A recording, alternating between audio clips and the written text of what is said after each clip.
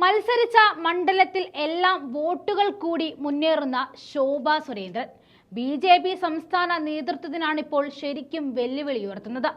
പ്രിയങ്ക ഗാന്ധി മത്സരിക്കുന്ന വയനാട് ലോക്സഭാ മണ്ഡലത്തിലും പാലക്കാട് നിയമസഭാ മണ്ഡലത്തിലുമാണ് ശോഭ സുരേന്ദ്രൻ മത്സരിക്കണമെന്ന ആവശ്യം പ്രവർത്തകർ ഉയർത്തുന്നത്.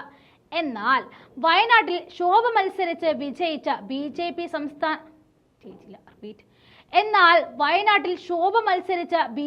സംസ്ഥാന അധ്യക്ഷൻ കെ സുരേന്ദ്രന് കിട്ടിയ വോട്ടുകളേക്കാൾ കൂടുതൽ നേടിയാൽ അത് സുരേന്ദ്രന് നാണക്കേടുണ്ടാക്കും. സുരേന്ദ്രനേക്കാൾ കേരളത്തിൽ സ്വീകാര്യത തനിക്കാണെന്ന് കേന്ദ്ര നേതൃത്വത്തെ ബോധ്യപ്പെടുത്തുവാനും അത്തരം അവസരം ശോഭ സുരേന്ദ്രൻ ഉപയോഗിച്ചിരിക്കും. ഈ അപകടം മുന്നിൽ കണ്ട ശോഭ സുരേന്ദ്രനെ വയനാട്ടിൽ സ്ഥാനാർത്ഥിയാക്കാതിരിക്കുവാനാണ് സുരേന്ദ്രൻ വിഭാഗം ശ്രമിച്ചുകൊണ്ടിരിക്കുന്നത്. എന്നാൽ പ്രിയങ്ക ഗാന്ധിക്ക് എതിരായി ഒരു വനിത തന്നെ മത്സരിക്കട്ടെ എന്ന ബി.ജെ.പി. കേന്ദ്ര നേതൃത്വം തീരുമാനിച്ചാൽ സംസ്ഥാന നേതൃത്വത്തിന്റെ സകല കണക്കുകൂട്ടലുകളും തെറ്റും. ശോഭയുടെ പേര് വയനാടിന് പുറമെ പാലക്കാടും ഉയർന്നു വരുന്നത് സംസ്ഥാന നേതൃത്വത്തിന് വലിയ തലവേദന ആയിരിക്കുകയാണ്. മുൻപ് മത്സരിച്ച ശ്രീ കൃഷ്ണകുമാറോ കെ സുരേന്ദ്രനോ പാലക്കാട് മത്സരിക്കും എന്നതാണ് സംസ്ഥാന നേതൃത്വത്തിന്റെ താല്പര്യം.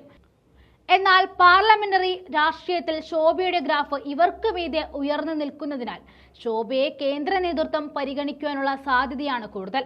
ആലപ്പുഴ ലോക്സഭാ മണ്ഡലത്തിൽ ശക്തമായ മത്സരം കാഴ്ചവെച്ചതിനാൽ ശോഭ വയനാട്ടിലോ പാലക്കാടോ മത്സരിക്കുമെന്ന് അഭിപ്രായമുള്ളവരാണ് കേന്ദ്ര നേതൃത്വത്തിലുള്ളവര്. മത്സരിച്ച മണ്ഡലങ്ങളിലെല്ലാം വോട്ട് വിഹിതം വർദ്ധിപ്പിച്ചതും ശോഭ സുരേന്ദ്രന് അനുകൂലമായ ഘടകമാണ്. മത്സരിച്ച മണ്ഡലങ്ങളിലെല്ലാം തന്നെ ശക്തമായ പോരാട്ടമായിരുന്നു ശോഭ കാഴ്ചവെച്ചതും.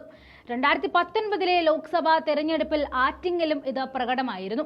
ശബരിമല വിഷയം കത്തി നിന്നിരുന്ന കാലമായതിനാൽ വോട്ട് വിഹിതത്തിലും വലിയ വർധനവ് ഉണ്ടായിട്ടുണ്ട്. മുൻ തെരഞ്ഞെടുപ്പിൽ എസ് ഗിരിജകുമാരി നേടിയ 90,528 വോട്ടുകൾക്ക് ശോഭ നേടിയതോ 2,48,081 വോട്ടായാണ് ഒറ്റയടിക്ക് ഉയർത്തിയത്. ഇത്തവണ ആറ്റിങ്ങലിൽ മത്സരിച്ച് വി മുരളീധരന് വലിയ വോട്ട് വർധനവുണ്ടാക്കാൻ കഴിഞ്ഞതും ശോഭ മുൻപ് സൃഷ്ടിച്ച ആ മുന്നേറ്റത്തിന്റെ തുടർച്ചയായതുകൊണ്ടാണ്. 2024 ലോക്സഭാ തെരഞ്ഞെടുപ്പിൽ ആലപ്പുഴയിലാണ് ശോഭയെ പാർട്ടി നിയോഗിച്ചിരുന്നത്. മുൻ തെരഞ്ഞെടുപ്പിൽ കെ.എസ്. രാധാകൃഷ്ണൻ നേടിയ 1.87 ലക്ഷം വോട്ട് ശോഭ ഒറ്റയടിക്ക് 2.99 ലക്ഷത്തിന് മുകളിലേക്കാണ് എത്തിച്ചിരിക്കുന്നത്. എൻ.ഡി.എക്ക് വലിയ സ്വാധീനമില്ല എന്ന് കരുതിയ ഈ മണ്ഡലത്തിൽ ഈ മുന്നേറ്റം ശരിക്കും എതിരാളികളെ ഞെട്ടിച്ചിട്ടുമുണ്ട്.